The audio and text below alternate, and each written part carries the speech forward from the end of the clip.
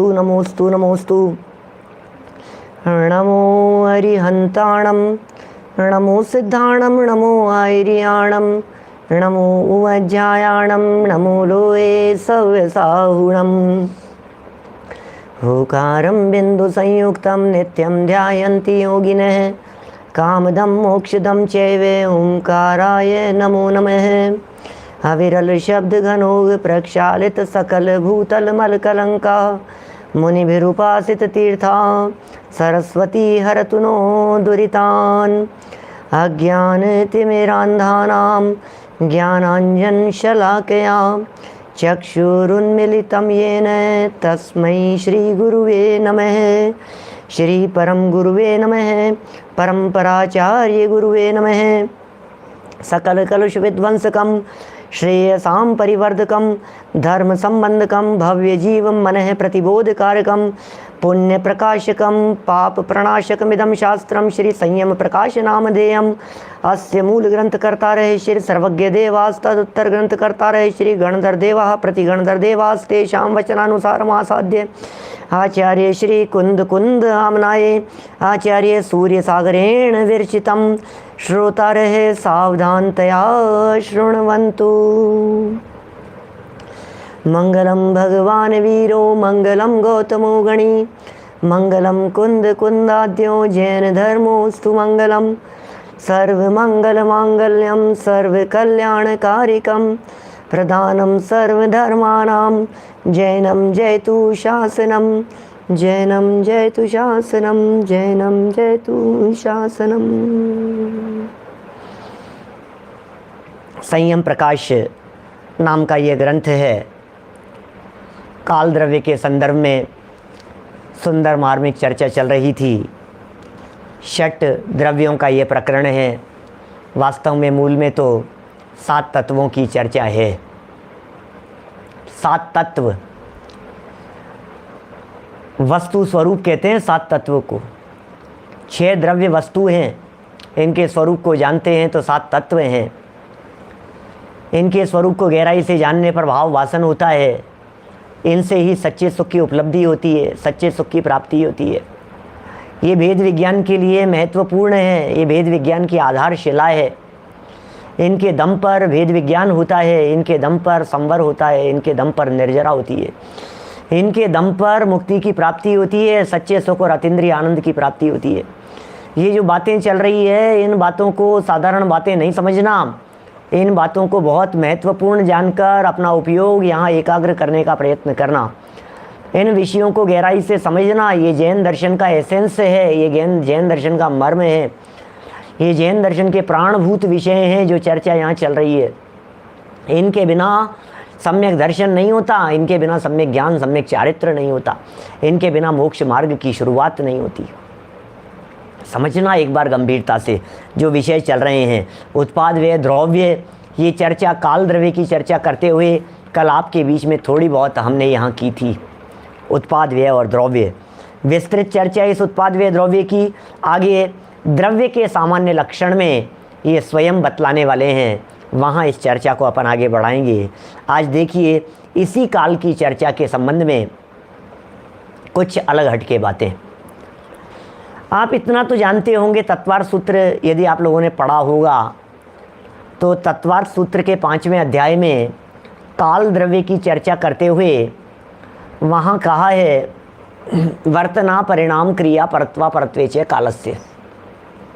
वर्तना, कल परसों एक शब्द आया था जिसमें वर्तना शब्द दिया था। यहाँ क्या वर्तना शब्द दिया था क्या?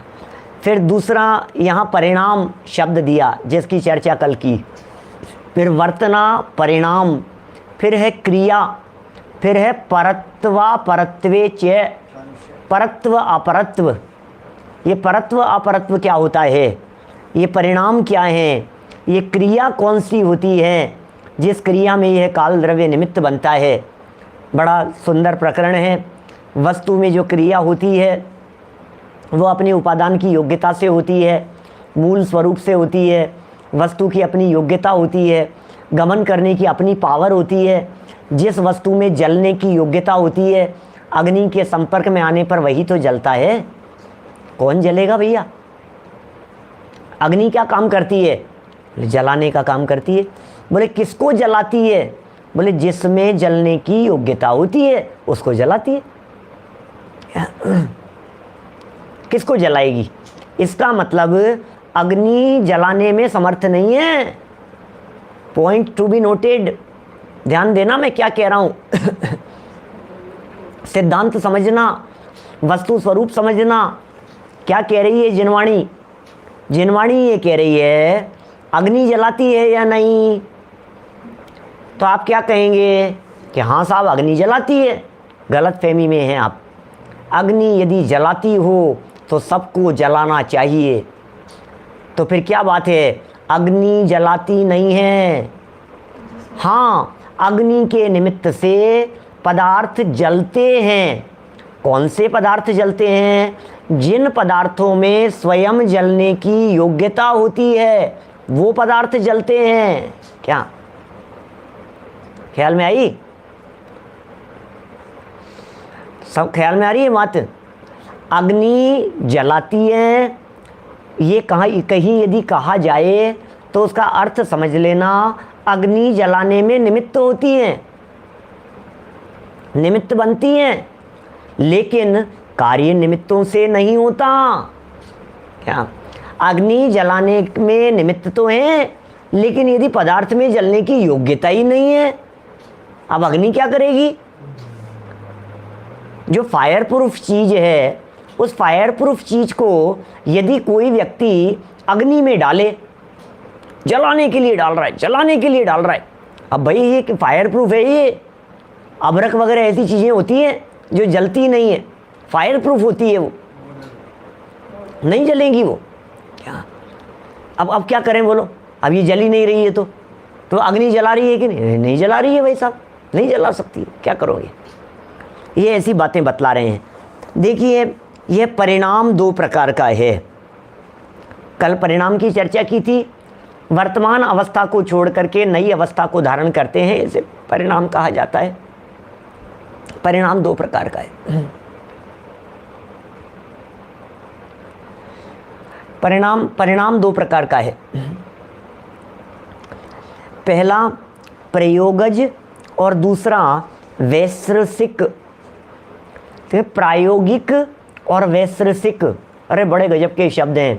तो शब्द सुनकर के थोड़े से जटिल लगेंगे, शब्द सुनकर के लगेगा अरे यार कठिन लग रहा है, पंडित जी क्या बता रहे हो आप? शब्द कठिन है पंडित जी, क्या शब्द ही नहीं समझ में आ रहा। आधे लोग तो पढ़ नहीं पाए हैं उसको, जबान लड़खड़ाती रहे। प्रायोगिक, प्रयोगज, एक वैश्रसिक नए शब्द हैं, बहुत सरल हैं शब्द। प्रयोगज हैं, प्रयोगज शब्द हैं, इसे प्रायोगिक भी कहते हैं कि जो प्रयोग से हो वो प्रयोगज। वैश्रसिक जो स्वभाव से हो। क्रिया दो प्रकार की हो गई, एक वो क्रिया जो प्रयोग से क्रिया है, एक वो क्रिया जो स्वभाव से हो रही है क्रिया। नहीं सुने आपने? कितने लोगों ने शब्द नहीं सुने? अरे बहुत पुराने शब्द हैं, है पुराने तो है ही, आचार्यों के लिखे हुए शब्द हैं, नहीं आए होंगे कभी आपके ख्याल, आप लोगों के ख्याल में है? हम तो बचपन से सुनते आ रहे हैं, सुनते जानते आ रहे हैं। प्रयोग, क्रिया मतलब एक क्रिया बतलाया था ना कल प्रयोग, कल क्रिया बतलाया था आपको। क्रिया किसे कहते हैं? तो बोले ये वस्तु यहाँ है, ये चल करके यहाँ चले गई, इसका नाम है क्रिया। इसे क्रिया कह करके पुकारा जाता है। दो ही प्रकार की वस्तुएं ऐसी है। पहले बतलाइए वस्तुएं कितनी हैं इस दुनिया में? दुनिया में वस्तुएं कितनी हैं? समझ रहे हैं भैया? दुनिया में वस्तुएं कितनी हैं? बोले दुनिया में वस्तुएं 6 जाति की है। बराबर? दुनिया में वस्तुएं 6 जाति की है। अभी ये प्रायोगिक वैश्रसिक को आप निसर्गज अधिगमज नहीं लगाना अभी। क्या? अभी बिल्कुल इधर उधर की बात नहीं, जो बात है ना बस उसी को, जहाँ जिसका जो पर्यायवाची होगा मैं कोशिश करूँगा उन्हें वहाँ आपको ज़रूर स्मरण कराऊँ। 6 जाति के पदार्थ हैं भाई साहब। बराबर? अब इन 6 जाति के पदार्थों में क्रिया होती है सिर्फ 2 में, जीव में और पुद्गल में। क्या ओजस, क्या बेटा ये जो कह रहे हैं जीव और पुद्गल, ये जो 2 है ना, ये बस इनमें ही क्रिया होती है। धर्म द्रव्य में क्रिया नहीं होती, अधर्म द्रव्य में क्रिया नहीं होती, क्या आकाश काल में क्रिया नहीं होती। क्या क्रिया कहते हैं क्षेत्र से क्षेत्रांतर होना, उसे क्रिया कहते हैं। कभी परिवर्तन को भी क्रिया कह देंगे तो फिर वो अलग बात हो जाएगी, फिर अपन अनेकांत लगाएंगे कि भैया वहाँ अलग बात है, यहाँ अलग बात है, वहाँ अलग विवक्षा से कहा है। यहाँ जो क्रिया शब्द का है, एक जगह से दूसरी जगह पर गमन करना, ये क्रिया कहला रही है। ये 2 ही चीज़ों की होती है, या तो जीव की या पुद्गल की। वस्तु है हमारे पास में, इस वस्तु को इधर से इधर चलाया, ये पुद्गल की क्रियाएं। जीव है, मर करके यहाँ से वहाँ चला गया, ये जीव की क्रियाएं। क्या बाकी 4 निष्क्रिय हैं। 4 द्रव्य जो हैं वो निष्क्रिय हैं, 2 द्रव्यों के अंदर क्रिया हो रही है। जीव में क्रिया हो रही है और पुद्गल में क्रिया हो रही है। अब ये कह रहे हैं ये जो क्रिया होती है ना भाई साहब, इस क्रिया में कुछ तो ऐसी होती है जो प्रयोग से होती है और कुछ ऐसी होती है जो स्वभाव से होती है। बोलो, कठिन तो नहीं है बात। एक का नाम है प्रायोगिक, एक का नाम है वैश्रसिक।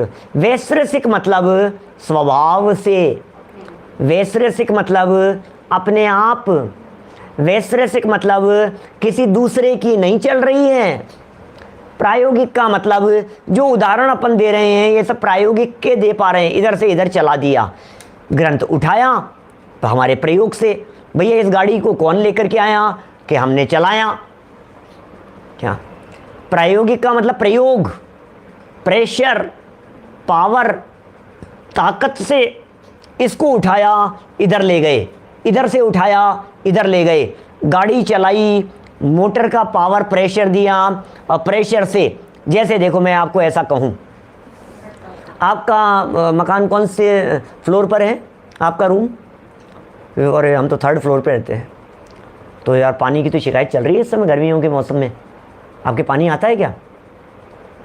तो अब 2 बातें हो सकती है यहाँ, अनिल भाई दोषी जी, 2 बातें हो सकती है। अब पानी की टंकी तक पानी जाता है या नहीं, तो हमारे जो नगर निगम का या समझ लीजिए जो भी आपके चलता है उसका पानी आता है गवर्नमेंट का। तो अब वो जो पानी आता है, और नहीं बड़ी कोई परेशानी नहीं है, हमारे तो नल आते हैं ना सीधे 3री मंजिल तक अपने आप पानी ऑटोमेटिक सब भरता है। इसका नाम क्या है? वैश्रसिक, स्वभाव से अपने आप ही, कुछ नहीं करना पड़ता है। जलदाय विभाग से क्या जो पानी आता है वो अपने आप ही चला जाता है, और दूसरे लोग ये कहेंगे नहीं भाई साहब, क्या मोटर से चढ़ाना पड़ता है यार, पहले नीचे भरते हैं, नीचे टैंक बना रखा है, जो भी आता है पानी वो उसके अंदर भर जाता है, फिर हम उसको मोटर से क्या करते हैं? प्रेशर से। मोटर क्या काम करती है? फेंकने का काम करती है। तो मोटर से फेंका और पानी ऊपर तक, अरे फिर तो 3री मंजिल क्या 6ठी मंजिल पे चढ़ाओ ना आप, 11वीं मंजिल पर ले जाओ, आपके यहाँ क्या फ़र्क पड़ता है? तो ये जो काम हुआ, जो मोटर से जो काम हुआ, इसका नाम है प्रायोगिक, प्रेशर से काम हुआ है। और जो बिना मोटर के जो हुआ उसका नाम है वैश्रसिक, इसका मतलब है स्वभाव से। जैसे पानी का एग्जाम्पल दिया है, इस तरह से किसी का भी लगा लेना।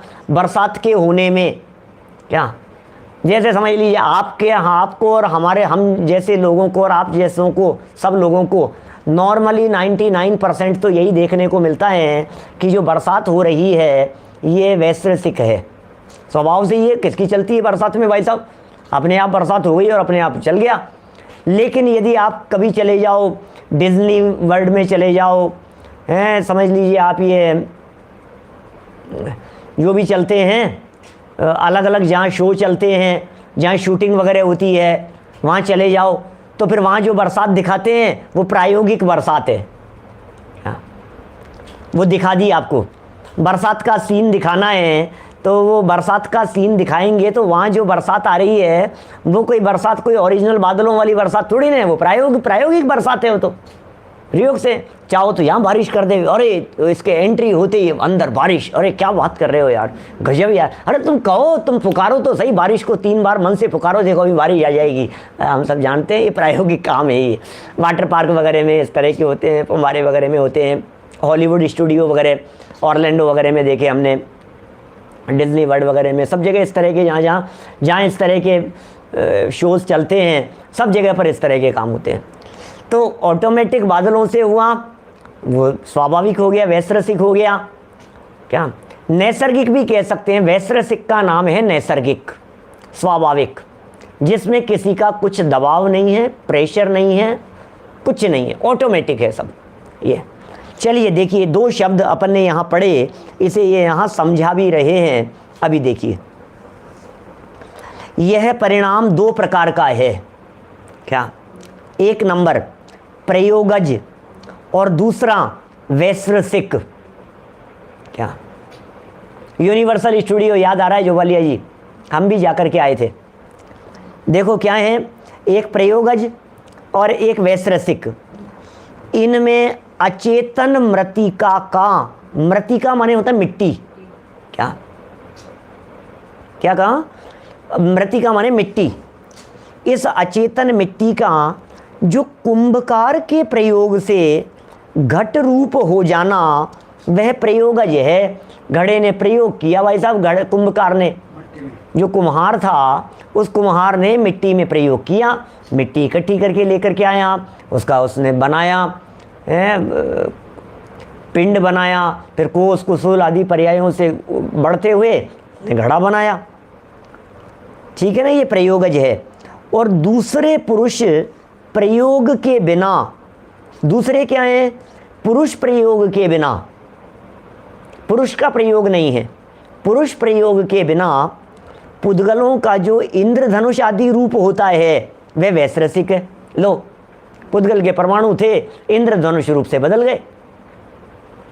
क्या? अब किसने बनाया इंद्रधनुष आसमान में? शब्द नए हैं लेकिन कठिन नहीं है, शब्द नए हैं लेकिन दोनों शब्द समझ में आ गए हैं। एक प्रयोगज, एक वैश्रसिक। प्रायोगिक शब्द मिलता है जगह जगह, प्रायोगिक प्रायोगिक प्रायोगिक, वैश्रसिक, प्रायोगिक और वैश्रसिक। दिनागम में प्रायोगिक और वैश्रसिक मिलता है, यहाँ प्रयोगज शब्द दिया है, प्रयोगज। ये प्रयोग तो जानते हैं, प्रयोग, और फिर लगा दिया जय मतलब जन्म लेने वाला। ऐसा कार्य जो प्रयोग से जन्म ले रहा है वो प्रयोगज। ठीक है ना? जीव और आत्मा के साथ में भी इसी तरह की बात लगा लीजिए, सब जगह पर ऐसे लगेगा। जहां कर्म के प्रेशर से बात है, कर्म पकड़ करके ले गए तुम्हारे को नरक में, तो प्रयोगज हो गया। क्या? योग्यता उसकी खुद की है, ये वैश्रसिक है। कुछ भी नहीं, कोई कर्म नहीं था, तो फिर सिद्धालय तक किसने पहुंचाया? बोले वैश्रसिक है। मुक्त आत्मा जीव जब मुक्त हो जाते हैं, क्या? जब जीव मुक्त हो गए हैं तो फिर ये नीचे से ऊपर कैसे पहुंचे? बोले वैश्रसिक, स्वाभाविक। परिणमन दोनों हैं, दोनों के परिणमन में काल द्रव्य निमित्त हैं। क्या? इसलिए ऐसा नहीं कह सकते कि प्रायोगज में तो निमित्त है और वैश्रसिक में निमित्त नहीं है। ये प्रायोगिक और वैश्रसिक, इन दोनों में काल द्रव्य निमित्त है। क्या? वैश्रसिक में भी परिणमन है ना, ये क्रिया है ना, क्रिया। कैसी भी हो, तो क्रिया कैसी भी हो, काल द्रव्य निमित्त होगा उसमें। देखिए, इंद्रधनुष आदि रूप होता है वह वैश्रसिक है। अब देखिए, आप जैसे बात करें आपसे, बादलों के रूप बन जाते हैं, बादलों के शेप बन जाते हैं, बादलों के आकार प्रकार हो जाते हैं। कौन बनाता है? कौन कर रहा है? कोई बादल काले दिखाई देते हैं, कोई सफ़ेद बादल दिखाई देते हैं। काले मेघा पानी तो बरसाओ, हैं? ये काले बादल आ गए हैं, घने छा गए हैं, ऐसे इंद्रधनुष बन गया है, रेनबो। किसने बना दिया है? अभी वहाँ क्या बोलते हैं, नायग्रा फॉल।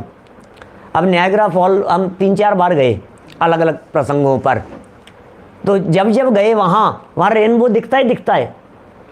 इतना तेज़ी से वहाँ फॉल पे पानी गिरता है कि वो वहाँ अपने आप बनेगा ही बनेगा, वो ऐसा ही है वहाँ का दृश्य, जगह ही इसी प्रकार की है। हर आपको दिन में धूप के समय में वहाँ आपको वो दिख ही जाएगा। वो तो सहज है इस तरह का स्वरूप। देखिए विस्रसा नाम स्वभाव का है, विस्रसा स्वभाव का है, और जो स्वभाव से हो उसे वैश्रसिक या नैसर्गिक कहते हैं। नैसर्गिक है भाई साहब ये तो।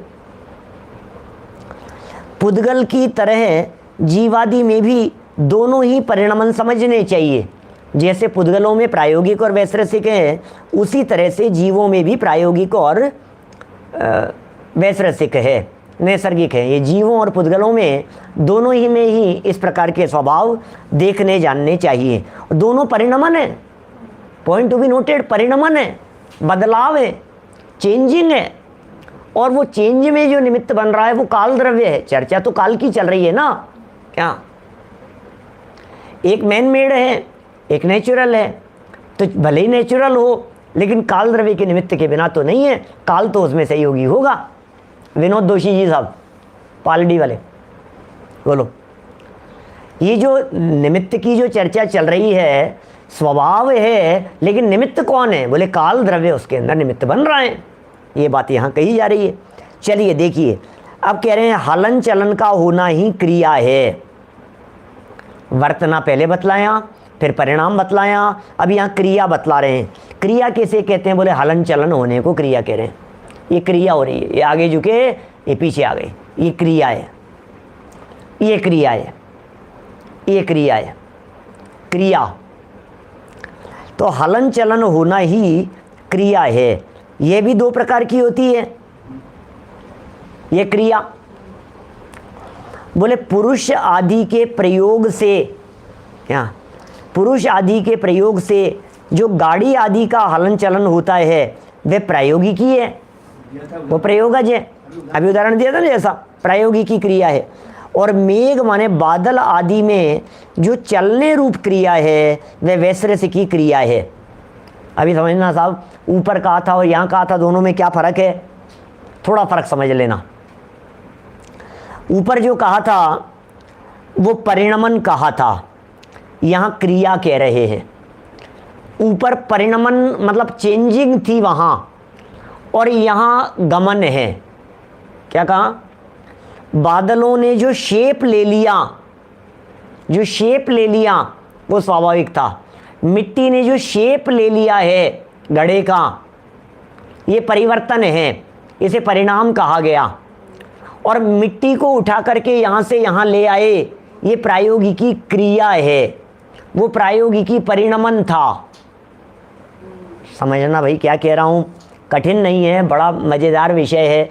एक बार समझ में आ जाए तो लाइफ टाइम के लिए समझ लिया जाता है कोई भी विषय। समझना क्या कहा? मिट्टी मिट्टी मिट्टी, मिट्टी में ये बदलाव हुआ। क्या? मिट्टी में ये बदलाव हुआ। ये जो बदलाव हुआ है, बोले ये बदलाव यदि कुंभकार के बनाने से हुआ है तो बोले प्रायोगिकी परिणमन। क्या? और इस घड़े को उठा करके ला करके बेचा, बेचने के लिए लेकर के आया। क्या? ये प्रायोगिकी क्रिया। तो प्रायोगिकी परिणाम और प्रायोगिकी क्रिया। क्या? प्रयोग से होने वाला परिणमन, प्रयोग से होने वाली क्रिया। क्या भैया, बड़ी गजब की है बातें सुनना। और पुरुष आदि के प्रयोग से जो गाड़ी आदि का हलन चलन होता है वह प्रायोगिकी क्रिया है। ठीक है? घड़ा बनाने वाली प्रायोगिकी परिणमन, गाड़ी चलाना, गाड़ी के धक्का देना, ये प्रायोगिकी क्रिया। और मेघ माने बादल आदि में जो चलने रूप क्रिया है वह वैश्रसिकी क्रिया है। बादलों का शेप और बादलों का गमन। और बादल आ गए और बादल जा रहे हैं बिना बरसात किए हुए, तो ये बन गए, ये है वैश्रसिक परिणाम। क्या? बादल बन गए, ये है वैश्रसिक परिणमन। और बादल चले गए, ये है वैश्रसिक क्रिया। क्या? क्रिया है उसकी। तो परिणाम में भी काल द्रव्य निमित्त है और क्रिया में भी काल द्रव्य निमित्त है।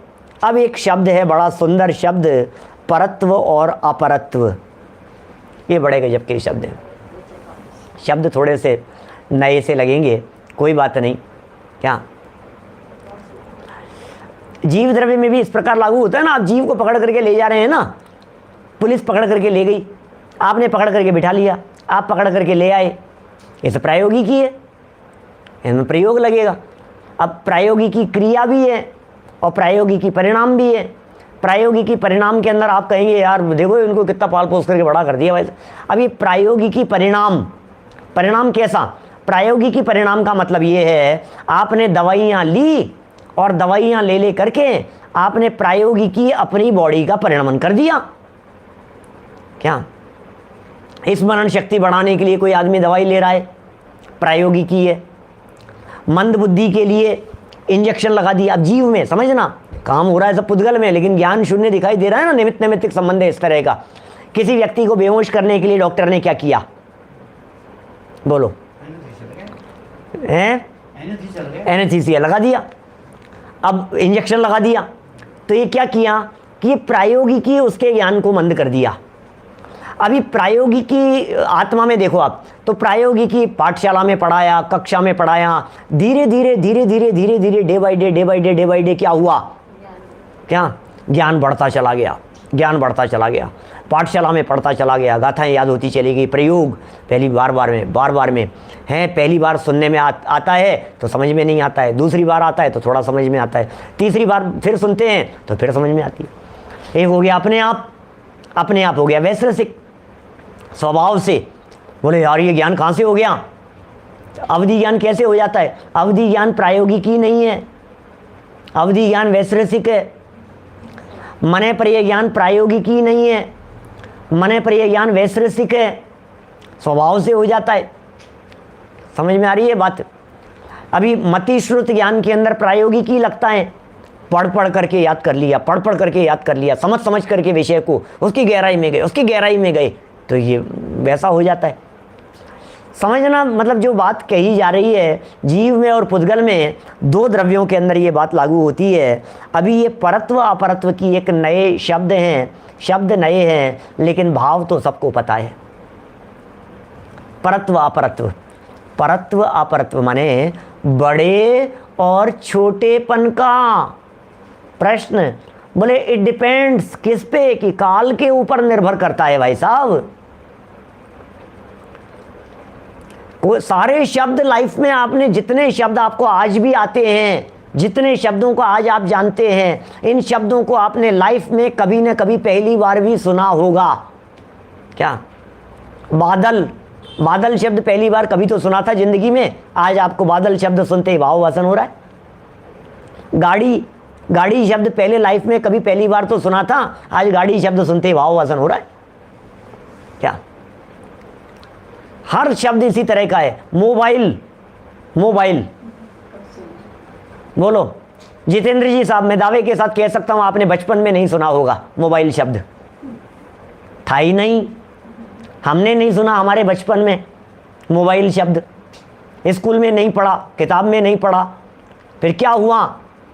ये तो जब कॉलेज करके जब निकल गए तब उसके बाद में फिर मोबाइल शब्द सुना। पहले मोबाइल क्या होता है पहली बार सुना था मोबाइल शब्द, और फिर अब मोबाइल शब्द नहीं सुना यार, कैसी बात कर रहे हो? अरे भाई ऐसा ही होता है, चिंता मत करो आप।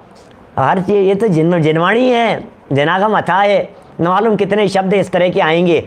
डरने की ज़रूरत नहीं है, लेकिन लगे रहो, बस जुड़े रहो, सुनते रहो, समझते रहो, वोकेबलरी बढ़ाते रहो। परत्व अपरत्व की सुंदर चर्चा, कौन बड़ा कौन छोटा भाई साहब, बड़े और छोटेपन का जो व्यवहार है ये कह रहे हैं 3 अपेक्षाओं से होता है। परत्व अपरत्व ये परस्पर में एक दूसरे की अपेक्षा रखते हैं। 3 प्रकार से परत्व अपरत्व की चर्चा की है। क्या क्या? प्रशंसा, क्षेत्र एवं काल के भेद से 3 प्रकार का है। क्या? प्रशंसा के भेद से, क्षेत्र के भेद से और काल के भेद से 3 प्रकार का है। प्रशंसा, क्षेत्र और काल 3 प्रकार का। क्या कहा? परत्व अपरत्व कहते हैं छोटे बड़ेपन का व्यवहार।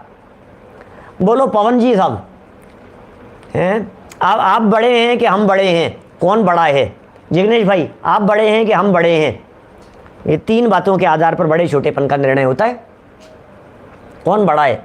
तो बोले काल द्रव्य उसमें निमित्त बनता है बड़े छोटेपन में भी। कौन कौन व्यक्ति बड़ा है? बोले जिसकी उम्र ज़्यादा है। उम्र ज़्यादा है का मतलब क्या हुआ? उम्र ज़्यादा है मतलब क्या है? ये कह रहे कालकृत। उम्र ज़्यादा है का मतलब क्या है? इस धरती पर जन्म लिए हुए जिसको ज़्यादा समय हो गया है वो बड़ा है, जिसको कम समय हुआ है वो छोटा है। ऐसा देखिए, पढ़ता हूँ यहाँ, प्रशंसाकृत, प्रशंसाकृत बात कर रहे हैं। जैसे अहिंसाधिक अच्छे गुणों का धारक धर्म तो पर कहलाता है। पर माने उत्कृष्ट, पर माने बड़ा, पर माने श्रेष्ठ, क्या ऐसा परम, परम कहलाता है। और दोष रूप अधर्म वह अपर कहलाता है। क्या? पर और अपर। पर माने बड़े, अपर माने छोटे। किसी को बड़ा कहना और किसी को छोटा कहना, ये कह रहे हैं गुणों की अपेक्षा से संभव है। जिसमें गुण ज़्यादा हैं वे बड़े हैं, क्या? और जिसमें गुण कम हैं वे छोटे हैं। गुण की अपेक्षा से बात चल रही है। प्रशंसाकृत पहला शब्द है, गुण की अपेक्षा से बात कर रहे हैं। कौन बड़ा कौन छोटा? बोले जो गुणवान हैं वे बड़े हैं, जो ज्ञानवान हैं वे बड़े हैं, वे श्रेष्ठ हैं, वे सम्माननीय हैं, वे पूज्य हैं। समझ में आ रही है बात? और जो जिनमें ज्ञान नहीं है, श्रद्धान चारित्रादि नहीं है, गुण नहीं है, दोष युक्त हैं, वे छोटे हैं। बड़े भये तो क्या भये, जैसे पेड़ खजूर, पंछी को छाया नहीं, फल लागे अति दूर। क्या? पंछी को छाया नहीं, पथ पर चलने वाले व्यक्ति को छाया नहीं है और फल इतनी दूर लगते हैं। बड़ा हो गया सब, खजूर का पेड़ है, खजूर का पेड़ है। क्या क्या हो गया ऐसा बड़ा हो गया? तो बचपन में याद की हुई लाइनें हैं, अभी कितने सालों बाद में, कोई 25 साल बाद में कभी याद आ गई होगी, और ज़्यादा पुरानी, 30 साल पहले की, 35 साल पहले। बोलो, आप लोगों ने सबने सुनी होगी ना ये सब लाइनें। बड़े भये तो क्या भये, जैसे पेड़ खजूर, पंथी को छाया नहीं, फल लागे अति दूर। हैं? कहाँ से आ गई याद? पता ही, मैं तो स्वप्न में भी नहीं आ सकती थी ये लाइनें, पता नहीं कहाँ से आ गई, अभी दिमाग में कहाँ से आ जाती है। अजीब गरीब स्थिति है। प्रशंसाकृत, जैसे ये हो गया प्रशंसाकृत। अब दूसरा क्षेत्रकृत, कौन बड़ा है और कौन छोटा है? बोलो, आप है ना 3 साल के बच्चे से पूछो, बताओ बेटा दादी बड़ी है या पापा बड़े हैं? तो 3 साल का बच्चा कहेगा पापा बड़े हैं। दादी बड़ी नहीं है, पापा बड़े हैं। फिर क्या बात कर रहे हो? क्योंकि दादी से पापा की हाइट ज़्यादा है। क्या? दादी की हाइट कम है और पापा की हाइट ज़्यादा है। तो कैसे बतला रहा है वो? बोले क्षेत्र की अपेक्षा से बतला रहा है। कंपैरिजन है, कंपैरिजन। कभी कभी आपने ऐसा सुना होगा, बच्चों से कई बार पूछते हैं, एक लाइन हमने खींची, बेटा इस लाइन को छोटा करना है लेकिन मिटाना नहीं है, क्या करोगे बेटा? बच्चों से पूछते हैं कभी कभी इस तरह का। बोलो भाई ओजस, क्या करना है? लाइन खींची हुई है, इस लाइन को मिटाना नहीं है, छोटा करके दिखाओ। तो कैसे छोटा करके दिखाओगे? तो कहा उसके नीचे बड़ी लाइन बना दो। फिर पूछो बतलाओ वो वाली लाइन कैसी है? तो हर व्यक्ति कहेगा छोटी है। क्या? लाइन छोटी बड़ी का सवाल नहीं है, इसमें बहुत गहरा सिद्धांत छिपा हुआ है। विपुल भाई कंदी जी, लाइन छोटी बड़ी का सवाल नहीं है कि हमने नीचे बड़ी लाइन खींच दी तो ऊपर की लाइन छोटी हो गई। देखो कैसे बिना, अरे यार मजा हो गया यार, टच नहीं किया यार फिर भी छोटा कर दिया, टच नहीं किया फिर भी छोटा कर दिया। अरे ये सिद्धांत ये समझाना ये चाहते हैं, आपको यदि बड़े बनना हो तो सामने वाले को नीचा करने का प्रयास मत करो, स्वयं में उन्नति इतनी करो कि अपने आप वो नीचा हो जाए। आप समझ रहे हैं? अपना विकास इतना करो, अपनी तरक्की इतनी करो, अपनी योग्यता अपनी काबिलियत इतनी बढ़ाओ। व्यक्ति क्या करते हैं, ना समझ लोग दूसरे की लाइन छोटी करने की सोचते हैं। ना समझ लोग क्या करते हैं, इसको गिरा दो, इसके नंबर कम आ जाएंगे ना तो मैं आगे बढ़ जाऊंगा, इसके नंबर कम आ जाएंगे ना, इसका ऐसा हो जाएगा ना, इसका पेपर बिगड़ जाएगा ना तो मैं आगे निकल जाऊंगा। भाई साहब लाइन अपनी बड़ी करो, उसकी लाइन छोटी मत करने की कोशिश करो। ये छिपा है इसमें रहस्य। क्या? हम समझते ही नहीं है बातों को। हम तो खेल खेल जैसा बना दिया अपन ने। तो लाइन छोटी थी, बड़ी लाइन बना दो। हाँ, ताली बजा दी, बच्चे ने ताली बजा दी, सब खुश हो गए। वाह यार अंकल, यार क्या गजब की बात बताई आपने। अरे गजब की बात तो ये है बेटा, जीवन का गणित ये है, हमेशा ध्यान रखना, औरों को नीचे गिराने की कोशिश मत करना, स्वयं आगे बढ़ने की कोशिश करना। अपनी उन्नति में इतना समय लगाओ कि दूसरों की निंदा करने की तुम्हें फुर्सत ना मिले। क्या ऐसी कोशिश करो। अपने काम से काम रखो, अपनी उन्नति में समय लगाओ, अपने प्रयत्न करो, अपने योग्यता बढ़ाओ, अपनी काबिलियत बढ़ाओ। हाँ, स्वयं गाथाएं याद करो, स्वयं मेहनत करो, स्वयं परिश्रम करो, स्वयं सीखो, स्वयं समझो। इसका नाम ये, इससे दूसरे को नीचे वो भूल जाए, वो भूल जाए। अरे वो तो भूलेगा नहीं, उसके तो नंबर कम आएंगे नहीं, उसको रोकनो, उसकी टांग खराब कर दो, उसके ये मिला दो, उसका ऐसा कर दो, उसकी किताब छिपा दो, उसको गिरा दो। क्या क्या षड्यंत्र नहीं करते हैं लोग दूसरों को नीचा दिखाने के लिए। उसकी फाइल छिपा दी, उसका ये कर दिया, उसका ये कर दिया। अरे भाई लाइन बड़ी करो, लाइन बड़ी। ये कंपेरिजन है, मैंने परत्व अपरत्व समझाना है मेरे को। तो बात क्या चल रही है, समझना बात क्या है यहाँ। परत्व अपरत्व के संदर्भ में एक हो गया प्रशंसाकृत, प्रशंसा करके बात को बताया जाता है। सेकंड नंबर क्षेत्रकृत, क्षेत्र करके, क्षेत्र के आधार पर छोटा बड़ापन होता है। जैसे भूमि में दो पुरुष एक साथ चल रहे हैं, क्या जमीन पर दो व्यक्ति एक साथ चल रहे हैं, क्या इनमें से जो ज्यादा दूर चला जाए वह तो पर, और जो थोड़ी दूर गया वह अपर। क्या कह रहे हैं भाई साहब, जो ज्यादा दूर चला गया। अब ये क्षेत्र जो है ना, अब मैंने क्षेत्र की चर्चा की हाइट के आधार पर, ये क्षेत्र की चर्चा कर रहे हैं गमन के आधार पर। क्षेत्र की बात चल रही है। बोले कितनी दूरी तक गया, बस 2 किलोमीटर तक। तुम कितना चल सकते हो? 6 किलोमीटर के पहले बैठूंगा नहीं। 6 किलोमीटर भाई साहब, हम तो पूरी सम्मेद शिखर जी की वंदना करके आते हैं, तब तक बैठते नहीं है एक भी जगह पर। क्या हवा में बात नहीं कर रहा हूँ, सच्ची बात कह रहा हूँ। बैठना नहीं, बैठने पे भारी पड़ जाता है। हमने पिताजी से सीखी ये कला, और कितनी 19 वंदना तो कर ली शिखर जी की। कभी बैठे नहीं, एक बार भी किसी भी जगह पर बैठे नहीं। क्या बैठना नहीं, लकड़ी पकड़ करके आप खड़े हो जाओ, रुक जाओ। आप कितना चल सकते हो बोलो बिना बैठे हुए? तो ये कह रहे हैं यहाँ पर 5 किलोमीटर, बोले 15 किलोमीटर, बोले 3 किलोमीटर। तो बोले ये जो ज़्यादा दूर तक चला गया वो पर है, और जो कम दूरी तक गया वो अपर है। फिर नंबर 3 कालकृत। क्या कालकृत क्या कह रहे हैं? जैसे 100 वर्ष की आयु वाला जो वृद्ध है, 100 साल की आयु वाला, क्या 100 साल की आयु वाला व्यक्ति है, वृद्ध है, वह पर कहलाता है। और जो 16 वर्ष की उम्र वाला है वो अपर कहलाता है। बोलो परत्व अपरत्व क्या चीज़ है? अब लागू कर लीजिए अपने घर के अंदर, फैमिली में। भैया ये पर हैं, ये अपर हैं, ये बालक पर हैं, ये अंकल पर हैं, बालक अपर है। ठीक है ना? ये पिताजी बोले वो पर हैं, बोले चाचा बोले वो अपर हैं। फटाफट फटाफट पर अपर ख्याल में आ गया। तो ये जो छोटे बड़ेपन का जो व्यवहार हुआ है ये काल सापेक्ष है, ये टाइम की अपेक्षा रखता है। काल द्रव्य की मीमांसा चल रही है, यहाँ व्यवहार काल की मीमांसा चल रही है। व्यवहार काल का स्वरूप बतलाया जा रहा है। बातें जनरल थी, लेकिन इसके आधार पर जो नीचे निष्कर्ष निकाल रहे हैं ये इम्पोर्टेंट है। जो आगे जो चर्चा इसके आधार पर बतलाने वाले हैं वो कुछ महत्वपूर्ण चर्चा है। हंसी खेल का प्रकरण नहीं है, हंसी मजाक और हंसने खेलने में उड़ा देने जैसा प्रकरण नहीं है। और मज़ा आया, ये हुआ वो, अरे कुछ दम नहीं है, छोटी छोटी सी बातें हैं। देखो इतने विवेचन से, क्या इतने विवेचन से यह बतलाया गया है कि किस द्रव्य का क्या अर्थ किया है। समझना भैया बात क्या चल रही है। इतने विवेचन से क्या बतलाया गया है? बोलो इतने विवेचन से क्या बतलाया गया है? कितना विवेचन?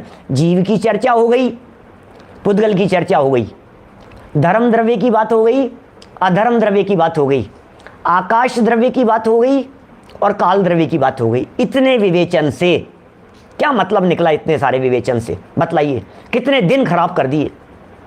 कई लोग नास्तिक हो ना, कोई व्यक्ति हो, ये क्या है, ये संजीव गोदाई कितने लोगों का कितना समय बर्बाद कर रहा है, क्या मतलब है इससे, पुद्गल धर्म धर्म समझा दिया और इससे क्या होना जाना क्या है, ये समझाओ कोरोना कैसे मिटेगा, तब तो समझ में आएगी बात। अरे भैया क्या, सुनो तो सही, ये वही मिटाने की चर्चा चल रही है। अनंत काल के लिए कभी बीमारी नहीं हो, वो चर्चा चल रही है। आप टेम्परेरी बीमारी मिटाने की बात कर रहे हो, हम यहाँ परमानेंट बीमारी मिटाने की बात कर रहे हैं। आप रोजाना जाकर के मंदिर में जाकर के जन्म जरा मृत्यु विनाशनाय जलम, जन्म जरा मृत्यु विनाशनाय जलम, संसार ताप विनाशनाय चंदनम, अक्षय पद प्राप्त है अक्षतम, काम मान विध्वंसनाय पुष्पम, शुदारोग विनाशनाय नैवेद्यम, मोहांधकार विनाशनाय दीपम, अष्टकर्म दहनाय धूपम, मोक्ष फल प्राप्त है फलम, और स्वाहा स्वाहा स्वाहा स्वाहा करते रहते हो तुम रोजाना जाकर के। आज तक मिटा?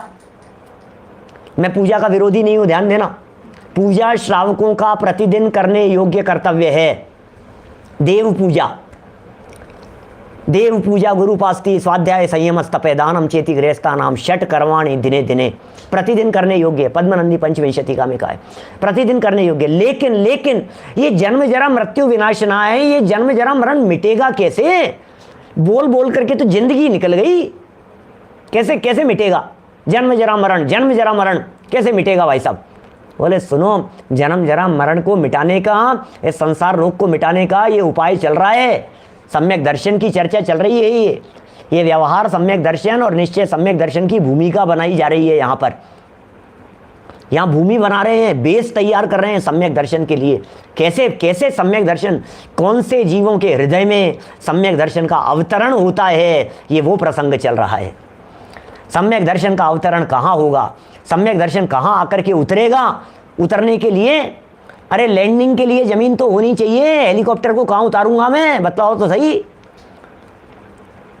वहाँ एरोड्राम पर वहाँ कुछ गड़बड़ हो गई है एयरपोर्ट पर, अब मुझे फ्लाइट उतारनी है तो जगह तो होनी चाहिए ना, हवा में घुमा रहा हूँ ऊपर। सम्यक दर्शन को कहाँ उतारोगे भाई साहब? उसकी भूमि तैयार हो रही है यहाँ पर। ये जो चर्चा है, इसे साधारण चर्चा मत समझना, साधारण उड़ाने के लिए नहीं है, लाइफ टाइम के लिए। 6 द्रव्य और 6 द्रव्यों के स्वरूप को याद रखना। अभी इनके सामान्य गुण भी बतलाएंगे 1-2 दिन में, इनके विशेष गुण भी बतलाएंगे। अरे बड़ी मार्मिक चर्चाएं आएगी, एक एक स्वरूप को खोलेंगे। ऐसे कली खिल जानी चाहिए जनागम की। जब कभी द्रव्य शब्द सुनो, जब कभी भाव पर्याय शब्द सुनो तो भाव वासन होना चाहिए। उत्पाद व द्रव्य सुनो तो भाव वासन होना चाहिए। भाई दीपक जी गंगवाल क्या कह रहे हैं यहाँ देखो जरा। इतने विवेचन से यह बतलाया गया, जितना विवेचन किया, पहले जितना भी विवेचन किया गया है, पिछले कई दिनों से चर्चा चल रही है इन द्रव्यों के संदर्भ में, उसमें यह बतलाया गया कि किस द्रव्य का क्या अर्थ किया है। माने धर्म द्रव्य का क्या अर्थ किया है, अधर्म द्रव्य का क्या अर्थ किया है। फिर अर्थ क्रिया कारित्व पदार्थ का लक्षण है। अर्थ क्रिया कारित्व अभी नहीं खोलूंगा मैं अर्थ क्रिया कारित्व को, बहुत ज़्यादा यहाँ पर थोड़ी चर्चा करूंगा, लेकिन अर्थ क्रिया कारित्व की चर्चा आगे चल कर के, कल तो मुश्किल लगता है लेकिन परसों संभावना है। माने आज 30 नंबर का प्रवचन है ना, 32 नंबर के प्रवचन में संयम प्रकाश, 32 नंबर के प्रवचन में, 32 और संभवतः 33, उसमें हम चर्चा करेंगे वस्तुत्व गुण के बारे में। प्रयोजन भूत क्रिया, अर्थ क्रिया कारित्व, क्या होती है अर्थ क्रिया, अर्थ क्रिया किसे कहते हैं? अर्थ क्रिया का मतलब प्रयोजन भूत। अरे दुनिया की हर वस्तु प्रयोजन भूत काम करती है। गजब के गुण हैं आप में, आपको आपके गुणों का पता नहीं है, आपको आपकी क्वालिटीज़ का पता नहीं है, आपको आपकी निधियों का पता नहीं है, आपको पता नहीं है आपके पास में क्या धन है, आपको पता नहीं है आपके पास में क्या चमत्कारिक रिद्धियां हैं। उनकी चर्चा करने वाले, अद्भुत रिद्धियों की चर्चा होगी। कल प्रकरण थोड़ा सा जटिल लग सकता है, जटिल तो नहीं है कुछ भी। कल का प्रकरण परसों से चर्चा आएगी साहब, सोच नहीं सकते आप, ऐसा है। क्या है भाई साहब, योगी जी भाई साहब, आपके अंदर में क्या चीज़ है आप सोच नहीं सकते, क्या पावर्स हैं आपके पास में। अर्थ क्रिया कारित्व पदार्थ का लक्षण है, हर पदार्थ का लक्षण है, हर वस्तु का लक्षण है ये अर्थ क्रिया कारित्व। प्रति समय, समझना आगे क्या कह रहे हैं, प्रति समय प्रत्येक पदार्थ, हर समय प्रत्येक पदार्थ अपनी अर्थ क्रिया करता रहता है। क्या कह रहे हैं यहां? प्रति समय प्रत्येक पदार्थ अपनी अर्थ क्रिया करता रहता है। अर्थ क्रिया करता रहता है। क्या? पंखा अपना काम कर रहा है, मोबाइल अपना काम कर रहा है। आपको मालूम है मोबाइल क्या काम कर रहा है? हर समय जब आप चला रहे हैं तब तो काम कर ही रहा है, जब आप नहीं चला रहे हैं तब मोबाइल काम कर रहा है या नहीं कर रहा है? तब भी मोबाइल काम कर रहा है। क्या बात कर रहे हो साहब? कैसे कैसे काम करेगा? मैं चला ही नहीं रहा हूं, मोबाइल तो पड़ा हुआ है एक जगह पर। भैया उसके सारे फंक्शन काम कर रहे हैं। क्या? डेट, टाइम, अलार्म, हर चीज उसके अंदर अपने आप काम कर रही है, ऑटोमेटिक काम कर रहा है, वो चल रहा है, सब उसका सिस्टम चालू है। हमने तो एक दिन ऐसी तक बात कह दी थी आपसे, दोबारा दोहराना, रिपीट करना उचित नहीं समझता हूँ, कितनी क्या क्या रिपीट करें बात को, लेकिन हमने ऐसी बात कही थी, ये फोन सुन रहा है। क्या भाई दीपेश जी, अपने यहाँ तो बड़े मंदिर की घटना है ना ऐसी, क्षत्र चूड़ामणि चल रहा था।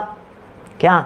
और अभी जो क्षत्र चूड़ामणि में प्रवचन आ रहे हैं ना लोहाड़िया जी, सचिन जी, तो उसमें आएगी वो चर्चा, देखना। सुतदारा हो ये नसीरी, सब स्वार्थ के हैं भीरी। सच्ची घटना है। जैसे ही सुतदारा हो ये नसीरी शब्द का प्रयोग किया और पड़ा हुआ वो आईफोन वो चालू हो गया।